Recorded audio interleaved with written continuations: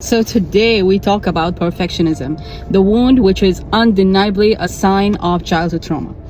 And as the name suggests, guys, it's about being perfect. So perfect that you choose not to go ahead and do anything, and you either procrastinate or you do not go ahead with your plans. Yes, it goes to that extent.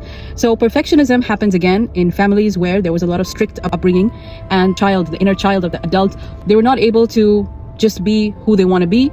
They had to always adapt to situations. They had to read rooms. They had to read energies. They always had to be a certain way. They could not be anything less. They always had to show up strong. They always had to show up as more than they could, even when they were in their own house. Yeah. So perfectionism is usually in those type of houses, and sometimes the caregivers are strict, overprotective, and they expect a certain standard from their kids because they believe that when you go outside, people should say, wow, who raised you? You know, the credit goes to the parents. So the parents kind of want to keep that certain type of image.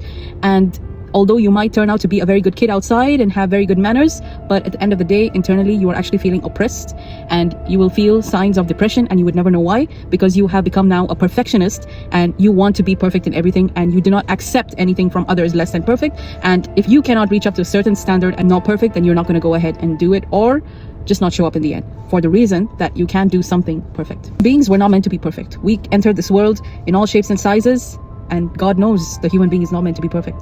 So it is not something, human beings do not come to this world perfect. We all came in a certain form with a certain lesson to learn.